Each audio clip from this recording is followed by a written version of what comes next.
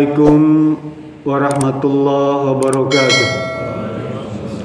Bismillah, alhamdulillah, wassalatu ala rasulillah, wala hawla wala quwata illa billah. Amma ba'd. Di dalam sebuah hadis yang diriwayatkan oleh Usamah bin Zaid radhiyallahu anhu, ya Rasulullah, lam araka tasumu syahrun min syuhuri ma tasumu min Sya'ban. Qala Nabi sallallahu alaihi wasallam, zalika syahrun yaghfulun nasu anhu baina Rajab wa Ramadan, wa huwa syahrun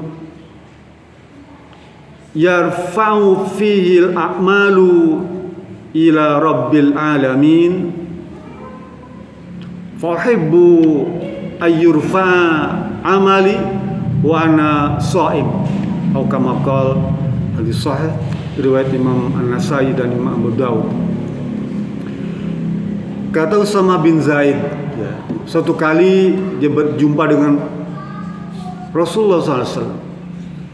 Ya Rasulullah, saya belum pernah melihat engkau ya Rasul saum atau puasa sebanyak bulan ini pada bulan-bulan yang lain kecuali di bulan Sya'ban. Jadi Usamah ini memperhatikan Rasulullah saumnya itu, puasanya itu pada bulan-bulan lain dia nggak banyak Rasul itu puasanya, ya saumnya itu. Kecuali pada bulan Sya'ban Rasul puasanya lebih banyak. Dalam hadis lain Rasul itu saum di bulan Sya'ban itu sampai tanggal 27, Pak.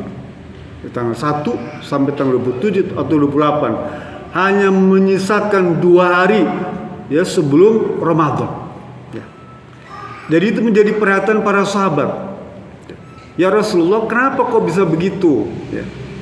Lalu Rasul jawab, ya Usamah, bulan Sya'ban adalah bulan yang sering dilupakan oleh umat Islam. Kita saja nih Pak, kita nih, saya lah. Kadang-kadang nggak ngerti sama bulan Sya'ban, bulan Rawah ya gitu. Nggak tahu, bulan Rajab masih ingat, bulan Rajab. Karena dari Isra Mi'raj itu ya. Ramadan ingat, saum. Tapi bulan Rawah, bulan Sya'ban itu lupa Pak. Betul kata Nabi, dzalika syahrun yaghfulun nas ya, baina Rajab wa Ramadan. Itu bulan Rawah sering dilupakan orang. Ya. Sehingga aku puasa lebih banyak. Tapi dalam penjelasan lain, kenapa Rasul puasa paling banyak itu? Karena selama bulan-bulan lain, ya, Rasul itu sering safar, bepergian dakwah. Sementara Rasul itu telah mewajibkan pada dirinya untuk saum 3 hari pada setiap bulan. Ya. Jadi anggap saja Sya'ban itu dia mengqadha saum-saum bulan sebelumnya. Sama seperti Siti Aisyah. Siti Aisyah pun saum di bulan Sya'ban itu banyak, Pak. Ketika ditanya, kenapa ya Aisyah kau puasa Sya'ban itu banyak? Karena aku mengqadha saum Ramadan. Ya. Kalau Nabi Muhammad itu saum Ayyamul Bid, ya, yang 3 hari setiap bulan. Kalau Siti Aisyah mengqadha saum Ramadan. Haid itu dia nggak keburu bulan Syawal, nggak keburu saum karena ikut Rasulullah. Silih soal ikut Rasulullah, jadi dikumpulin pada bulan Sya'ban tuh. Sehingga Rasulullah dan Siti Aisyah pun saum di bulan Sya'ban itu paling banyak. Tapi dalam penjelasan kita Imam Ibnu Rajab ya, saum di bulan Sya'ban itu saum yang paling utama ya, dibandingkan saum-saum bulan Muharram. Haram, Rajab, Dzulqa'dah, Dzulhijjah itu bulan-bulan Muharram. Kenapa? Karena bulan Sya'ban itu, saum di bulan Sya'ban itu saum yang nempel dengan saum bulan Ramadan. sama dengan sholat qobliyah. Sholat sunnah yang utama, ya, setelah sholat wajib adalah sholat sunnah yang nempel dengan sholat wajib, baik qobliyah maupun ba'diyah. Lah, puasa bulan Sya'ban itu nempel dengan puasa wajib Ramadan. Dan puasa setelahnya kapan? Bulan Syawal. Som Syawal itu som yang paling som sunnah yang utama karena nempel dengan puasa wajib bulan Ramadan. Ya. Yang ketiga kata Ibnu Rajab, som Sya'ban itu, ya, som yang baik. Kenapa? Karena bisa mengkondisikan, mempersiapkan diri untuk menghadapi som Ramadan. Sebagian orang, anak kita lah, cucu kita, tuh kalau langsung som di bulan Ramadan, mesti dia mual-mual, pusing-pusing, nggak enak badan, ya. Oleh karena itu kepada mereka itu dilatih saumnya kapan? Pada bulan Sya'ban, mempersiapkan diri, mengkondisikan diri agar saum Ramadannya langsung, gitu. Ya. Saya teruskan hadis tadi. Lalu kata Rasulullah SAW, ya, bulan Sya'ban, ya, syahrun yarfa'u fihil a'malu ila rabbil alamin. Bulan Sya'ban adalah bulan diangkatnya catatan amal kita, baik yang baik maupun yang buruk. Jadi bulan Sya'ban itu bulan diangkatnya amal-amal kita. Apa? Rekapitulasi amal, ya, catatan amal itu diserahkan pada bulan Sya'ban. Dan tidak akan Allah kurangi dan tidak akan Allah tambah. Jadi tidak ada tuh amal soal kita tuh digelembungkan jumlahnya, enggak, atau dikurangkan, ya, amal kita tuh apa? Tetap apa adanya tuh sebagai rekapitulasi yang distorkan kepada Allah Subhanahu wa taala, dan itu dilakukan pada bulan Sya'ban. Ya, jadi diangkat amal kita tuh, Pak. Oleh karena itu Rasul bilang, fa uhibbu ayyurfa amali wa ana shaim. Dan aku paling senang, aku paling cinta kalau amal ibadahku itu, catatan amal ibadah itu diangkat ke Allah Subhanahu wa taala sedang aku sedang berpuasa. Nah, jadi Rasul senang kalau catatan amal itu diangkat, dilaporkan kepada Allah sedang dia berpuasa. Gitu ya. Catatan amalnya baik nih, dia juga lagi saum tuh. Itu.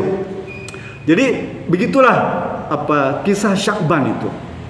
Dalam hadis lain, Pak, ya, tentang Sya'ban ini ada hadis yang diriwayatkan oleh Ibnu Hibban, ya.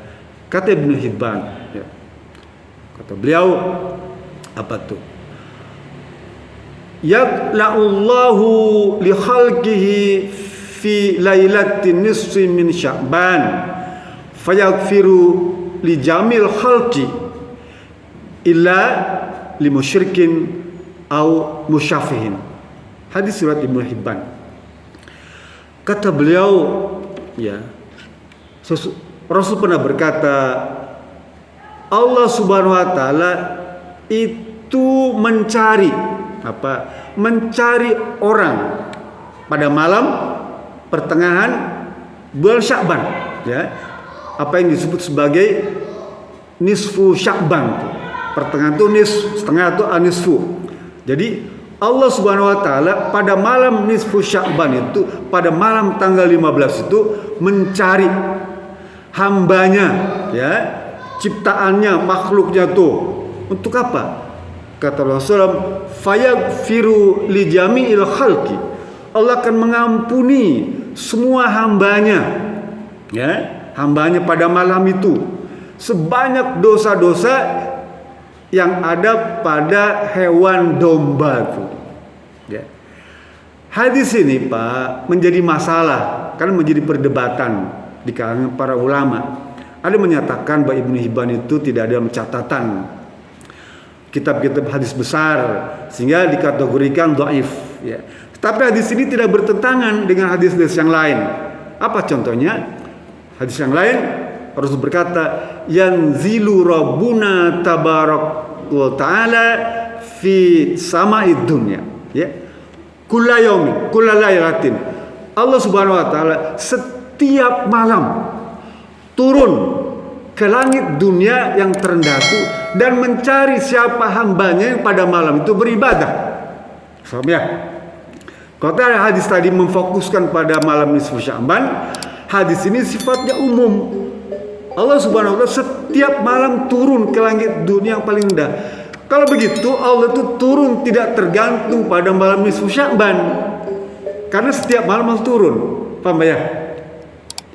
Dan Allah itu akan mengabulkan setiap hambanya yang memohon, berdoa Allah kabulkan, yang meminta Allah penuhi, yang meminta ampunan Allah ampuni.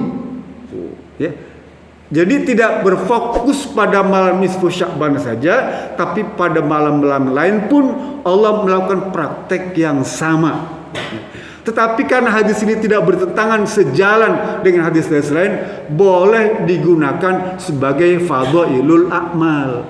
Kenapa? Karena orang nih Pak, umat Islam nih Pak, kalau tidak diiming-imingi hadiah yang spesial, gift yang khusus, susah untuk mengkreat, untuk meningkatkan amal tuh Pak. Oleh karena itu para ulama memberikan iming-iming nih, ya. Rasul memberikan iming-iming supaya terpacu semangat tuh untuk apa? Untuk ibadah.